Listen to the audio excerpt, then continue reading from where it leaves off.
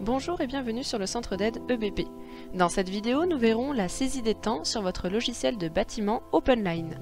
Cette fonctionnalité est disponible sur le logiciel Gestion Bâtiment et Expert Bâtiment.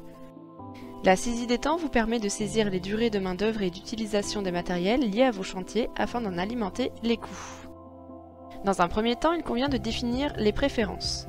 Cliquez tout en haut sur Paramètres, Société, puis sur Saisie des temps. Une fenêtre s'ouvre. Depuis cette fenêtre, définissez la période sur laquelle vous souhaitez effectuer votre saisie des temps. En semaine courante, en mois courant ou sur la journée. Vous pouvez cocher l'option d'afficher les dates et heures dans deux colonnes distinctes. Une fois les choix faits, cliquez à gauche sur Variables de paye.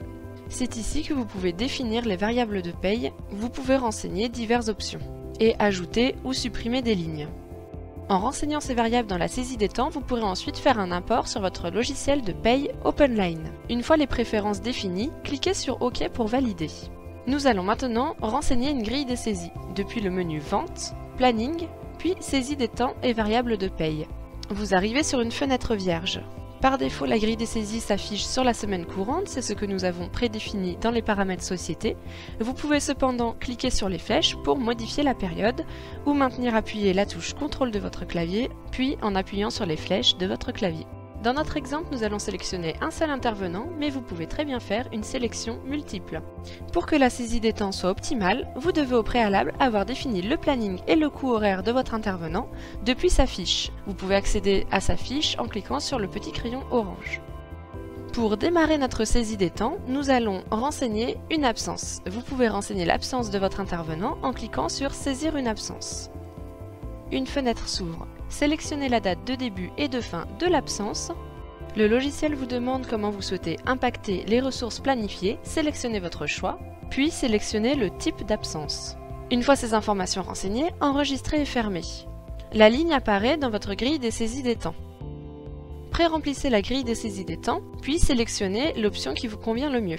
Dans notre cas, nous choisissons une ligne de saisie par jour sur la période.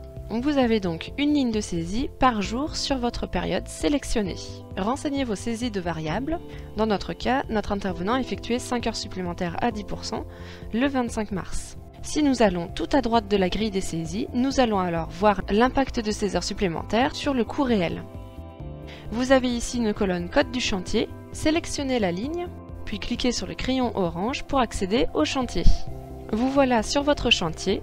Vous pouvez cliquer en bas à gauche sur l'onglet Analyse et ici vous retrouvez l'analyse des coûts par intervenant. Nous retrouvons ici notre intervenant.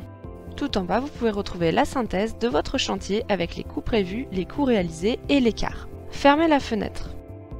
Modifiez vos vues en sélectionnant celles qui sont mises à votre disposition. Vous pouvez également les modifier en cliquant sur Éditer les vues.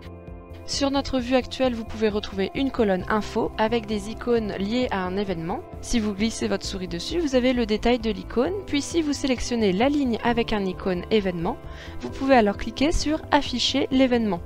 Vous pouvez également importer une feuille de temps au format Excel ou CSV. Puis une fois votre saisie terminée, vous pouvez alors imprimer ou lancer un aperçu de cette grille de saisie.